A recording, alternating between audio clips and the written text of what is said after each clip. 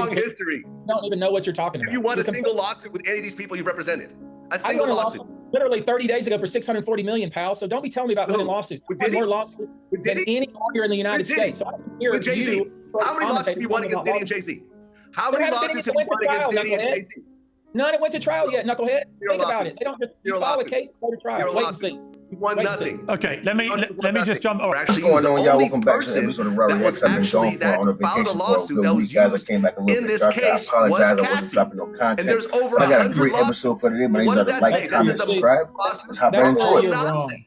Vlad, you posted on X after the verdicts came in, Cassie is guilty of the same prostitution charges Diddy was just convicted of.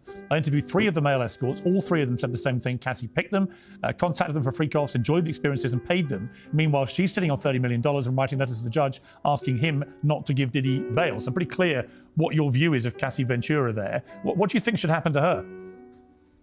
I mean, personally, I think she should be charged with the same thing that Diddy was charged with. Ultimately, he was convicted of prostitution. She was involved in the prostitution. Every male escort that I talked to said that she was the one picking the actual male prostitutes. She would book them. She enjoyed every experience. She was sort of guiding the whole thing while they were together, and she was the one that actually paid them. Ultimately, this is a domestic violence case that's ballooned into a RICO and sex trafficking and so forth. What Diddy did to Cassie in that hallway was absolutely horrible, but that is not what the trial was about. It was about RICO. It was about sex trafficking, neither of which made sense in this particular trial. And if you want to actually convict her for prostitution, Cassie is just as liable for that same prostitution that Diddy got convicted of, but she was given immunity in the whole situation. So I just feel it's really just a messed up situation. That's a completely ridiculous stance, because you know what the consequences of her, you know what the consequences of her not booking those prostitutes? We saw it in that hallway in the hotel, in an international chain hotel. I'm sorry, I'm cutting in already, guys, but this is ridiculousness from the jump already. If you actually watched the trial and you actually thoroughly listened, the reason why that happened, I'm not justifying it, but the reason why that happened, because apparently she had a phone of Diddy's and she saw something that she didn't like in it and she ran off with it and he chased her down to get the phone back or something like that. It was something like, but these feminists keep looking past that fact. They look directly towards, they want to make it out what they want it to be. Oh no, he was forcing her to do a freak off. He was forcing her to do this. That's why that was the consequences. Man, get up out of here. That's not why that happened, man. All that is pure speculation. That's really unfounded, because there's literal proof of her. He has the phone in her hand. He goes, beats her ass, takes the phone out of her hand, and then walks off. That's what happened. There was he didn't drag her back in to come on to the freak off, none of that shit. Like, come on, man. It wasn't even nothing like that, man. We know that. We know that. But of course, because they're triggered by it, they want it to be what they want it to be. They want it to be for a reason that they want it to be for. That way they can justify putting a man on trial for sex trafficking or what is that, kidnapping or whatever else. Let's continue, guys. I'm sorry. Hotel that were happy to take $50,000 to wipe it off the face of the earth. Those are the consequences. If she hadn't done that, it is very likely that she would have been manhandled in that way, even in the street, and someone would have been able to wipe the footage of that. I appreciate the fact that she hold on. I appreciate the fact that she was not charged with domestic violence. You're talking about a totally different situation. I guess the question, Vlad, I guess the question that Esther's posing there really is, did she go along so apparently consensually with all the freak-off stuff with all these escorts because she... Well, hang on. My question is, did she go along with it in the apparently consensual way because she was in fear of retribution from Diddy in the way we saw with the beating? No, I don't think so. At the end of the day, this was an artist that had one hit song 20-something years ago. She had the ability to leave at any point. Facts. She was signed to a label, but labels leave artists that don't react constantly. She could have went. She stayed because she wanted to be in that particular situation. Now, people are going to argue with me and so forth, but at the end of the day, she stayed because there was no one else that was offering her a record deal. There's no one else that was spending millions of dollars on it. There's no one else that was showering her with gifts. So she decided to stay. And ultimately, at the end of the day, when the money ran out, when she married a broke fitness trainer and had to go move back in with her parents, and the money completely ran out, then it's like, okay, let's sue Diddy and let's get $20 million out of him. That is my take on it. That's always been my take. And that makes perfect sense for anybody who has common sense. And I believe that was even a part of the trial or the question that was asked. Why didn't you ever leave Diddy? Because who was I going to go to? Jay-Z's already taken. Or she said that to somebody. That got said by her somehow. So it's obvious that she enjoyed the lifestyle. She didn't want to lose her position, so she played her role. She didn't want to lose her spot. She played her role, whether it was through abuse or through having freak-offs to please Diddy, whatever you want to call it. She chose to stay because we cannot keep saying that she couldn't leave. Because she left, she cheated on Diddy with Kid Cudi, cheated with some other guy, and then she left and started a whole family with Diddy's personal trainer. So we can't say that she was not allowed to leave. She left. Like, we got to stop this bullshit, man. That is my take on it. That's always been my take. That always will be my take. Okay, Tony Buzz, we need to bring you in here. Just first off, what do we think is going to happen to Diddy here? What sentence are you anticipating? I'm expecting 2 to 4 years. I would expect. I mean, he's not going to get 20 years, obviously. He's already has time served. There's going to be some mitigating factors. He doesn't have a prior record. However, there are some issues within the case that might be reasons for the judge to go a little bit higher than perhaps normal. But I would expect 2 to 4 years. What is your feeling? You've obviously represented many Diddy victims in civil actions. You had over 100 people come to you with various allegations. Yes. What impact? In case y'all don't know who this character is, this is a gentleman by the name of Tony Bugsby.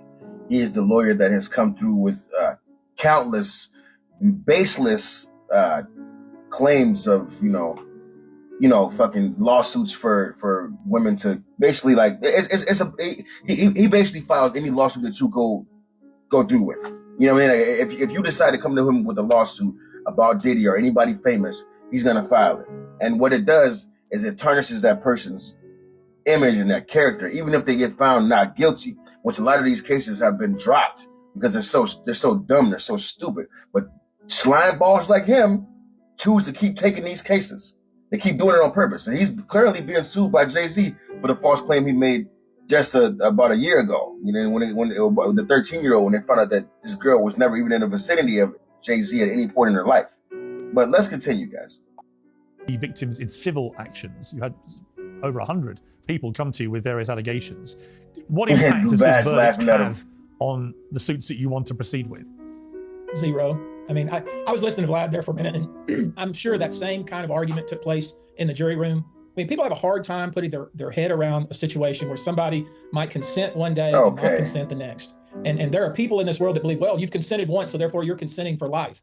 That is not what the law says, and I can understand why there may have been people on that jury that had the same point of view, and I'm not criticizing, I'm just saying that there's a lot of psychological issues here that people really don't understand about trauma bonding and how somebody might feel compelled to do something that they really don't want to do. But even if they said no one time, that is not consent. And I think in this trial, and we didn't have the benefit, or at least I didn't have the benefit of watching it day to day and seeing each witness and hearing how they said the things they said. All I was able to see was the transcript that I would receive on a daily basis. Obviously, the jury thought that the RICO situation was complete baloney. It was baloney. They thought apparently that this was not a RICO situation. There was no conspiracy, and they were trying to put a round peg into a square hole or vice versa.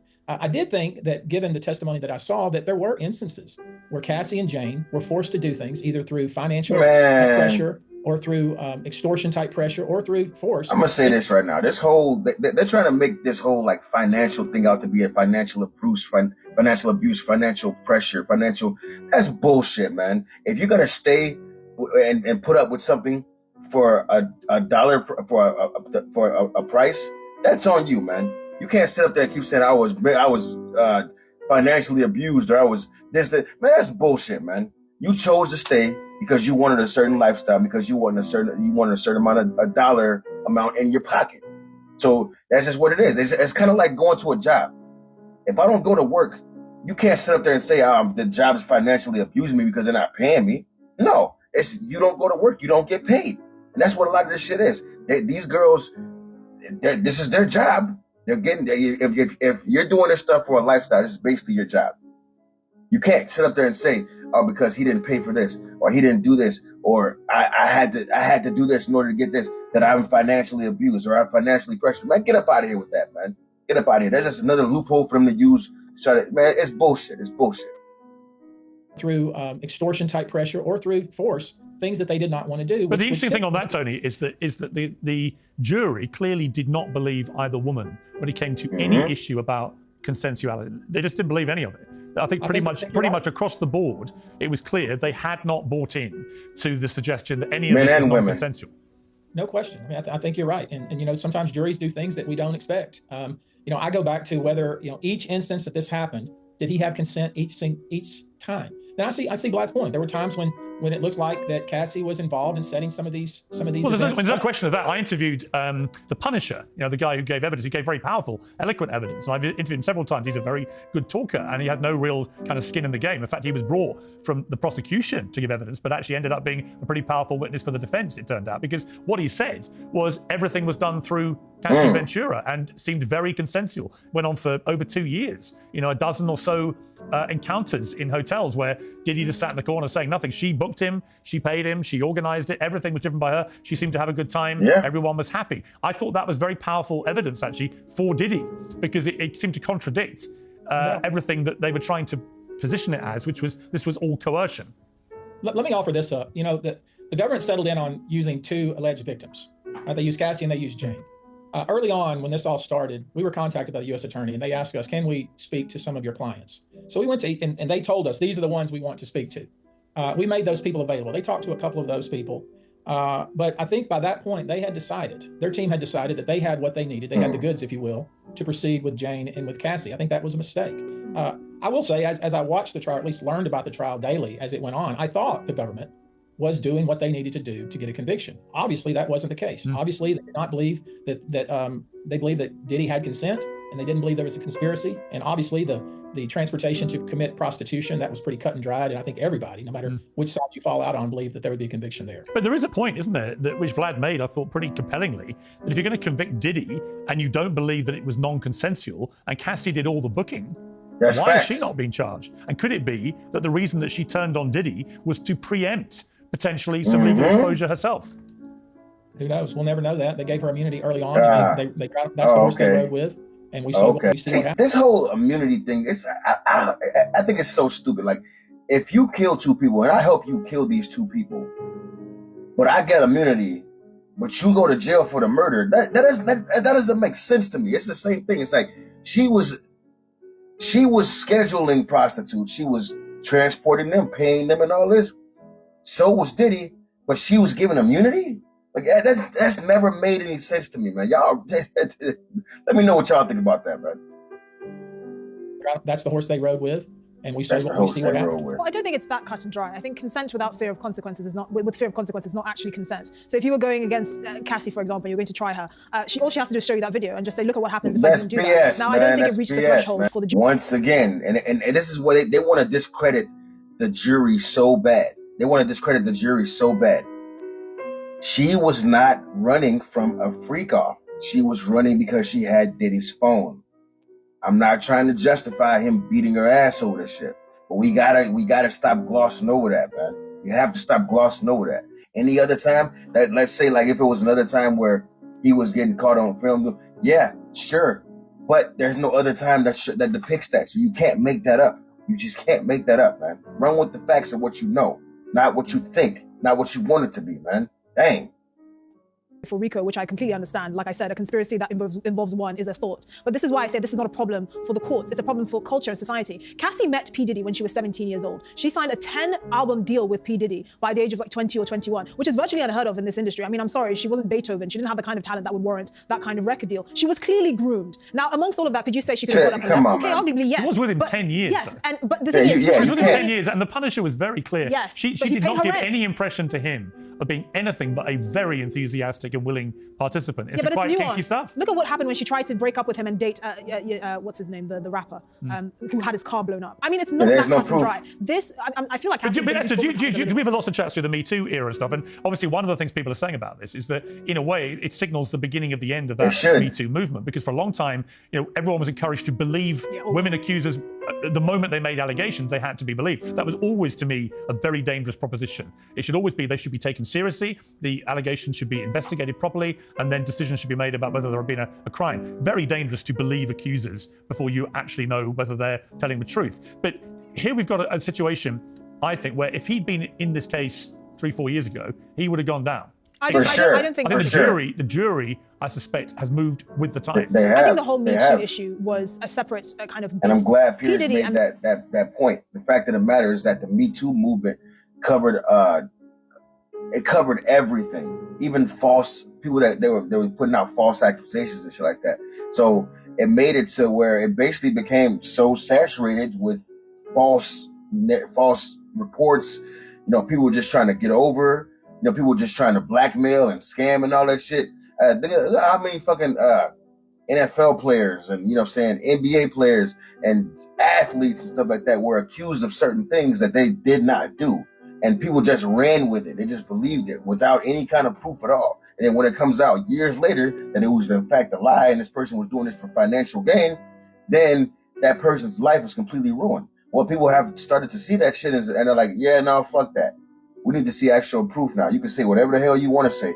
And certain women, especially feminists, are pissed off about that. They don't like that. They don't like the fact that women are not just believed off this just a word anymore.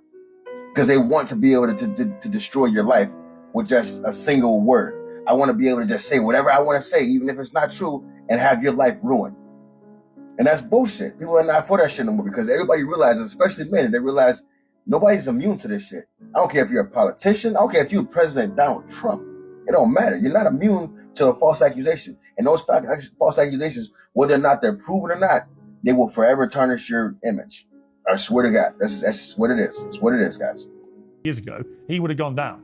I Big time. don't sure. think I think that's the jury, I suspect, has moved with the times. I think the whole Me Too issue was a separate kind of beast. P. Diddy and the environment that he exists in, the hip hop industry, is a completely different kind of sleaze. And also, it was very cut and dry from that Is it video. though? Is it any Well, different, yes, because to Harvey Weinstein, who claimed that had... a lot of what his stuff was transactional? I mean, he was convicted of rape and sexual abuse and so on. So obviously, again, juries didn't agree. But he painted a picture of a lot of kind of transactional relationships with people, right? Where he believed this was all part of the sort of casting couch But deal. hip-hop That again has always been, been a unique that's dinosaur stuff and was outrageous and wrong and everything else, and it turned out to be criminal as well. But I don't think there's much difference in the attitude. There is a difference. I think hip hop has always come under fire for being quite sleazy. I mean, you can't listen to a hip hop track from 20 years ago without hearing the N-word or bitch. It's always been quite sleazy. They've always been quite actually vocal about the fact that they treat women like pieces of meat. And the women, a lot of the time, are happy to be treated that way because they get a lot from it. Well, okay, so that's interesting, isn't it, Vlad? Because that is part of that hip hop culture. There's no doubt. A lot of women have embraced that kind of very misogynist language, the lyrics and so on and so on. Is your feeling about what happened here with Cassie Ventura and Diddy that she was, notwithstanding the violence which would erupt more than once, we know there were other occasions when he was violent to her, that she enjoyed her life around this superstar rapper, notwithstanding that? I don't understand the question. Can you well, that she accepted the violence and was prepared to stay in the relationship because she enjoyed everything else. That's a fact. I think there was a very violent relationship. I think it was a drug-fueled relationship. I think there was lots of money and fame and jet-setting involved. At the end of the day, I think what happened to her was horrible. I think that tape showed just how bad the domestic violence was. But at the end of the day, this is not what the trial was about. The trial was about RICO. The trial was about sex trafficking. The trial was about prostitution. In fact, the only reason Diddy got convicted was because it was interstate commerce. All the other male escorts that I've talked to, like for example, I talked to Don the dealer, who also had multiple sessions with Cassie. She said she was loving it. She was into it. She was setting the direction. At the end of the day, you could stay in a bad relationship, but you decide to stay in that bad relationship. This is really about the domestic violence, but the domestic violence goes back past the statute of limitations. So if you think about it, in this whole case, all the escorts I talked to were not, sent to a different state or a different country. They were all local. Like Don the Dealer was in Miami, Punisher was in New York. If all these guys didn't travel across state lines, there'd be no case at all, none whatsoever. Yeah. And with Tony Busby, at the end of the day, like he said, that the feds talked to multiple people that he's representing that were suing, but they decided not to use any of them, which makes me think that there wasn't any real credible evidence that they actually did anything wrong in the whole situation. Therefore, there's only two people that were actually used. The only person that was actually that filed a lawsuit that was used in this case was Cassie. And there's over 100 lawsuits. So what does that say? That's that the lawsuits are all nonsense. Nonsense. I listened to you. And some of which of your clients was used in this case? None. Let's be clear about which something. Which of your clients was used in this case? Hey, listen very carefully. If the alleged assault happened in LA, there was nobody flown in, there was nobody coerced and trafficked across state lines, they wouldn't use the client, obviously. These cases that we have filed in New York are filed under a New York statute for sexual assault and sexual abuse. That's completely different than transportation for prostitution or for sexual trafficking, and certainly has nothing to do with RICO. So you just made this grand conclusion that, the U.S. attorney talked to a few of these folks and decided they had no credibility. You are flat out wrong in that respect, because what they may have...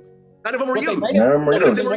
How am I wrong if none of them were used? Decided is that there was nothing that happened across state lines, and there was no sexual trafficking, which is what the case was all about.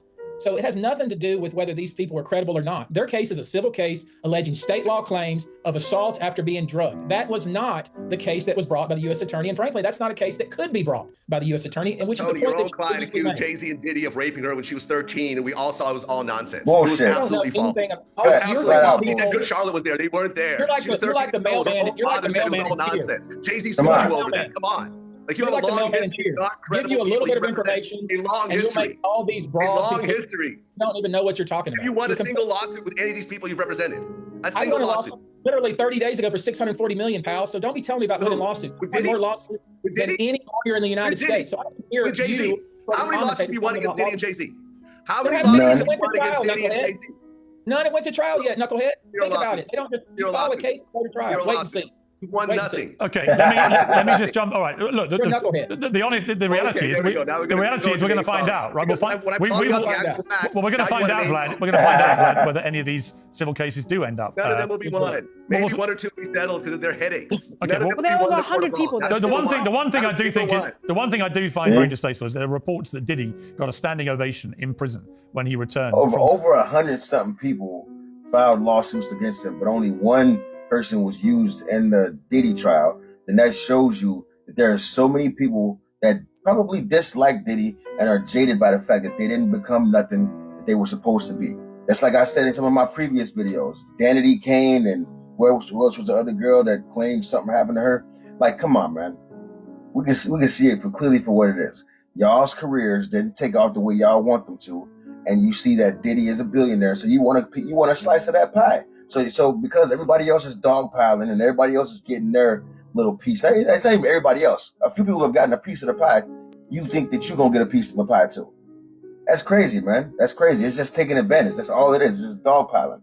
And he got some. Let me get some too. And in my next video, I'm also gonna cover Superhead, Katrina Steffens, and how she's trying to angle herself into a lawsuit by saying, "Oh well, I don't know what happened when I was over there. Hey, why was she so scared?" We'll get into that. We'll get into that, guys. People that The one thing I do is find very distasteful is there are reports that Diddy got a standing ovation in prison when he returned from this verdict because People like Brad. because his lawyer said that they love the idea of him beating the feds. Yeah. And when you watch that video, when you watch the video of him beating up Cassie Ventura, the idea that guy becomes any kind of hero, I think would stick in all our gut. Can we agree on that?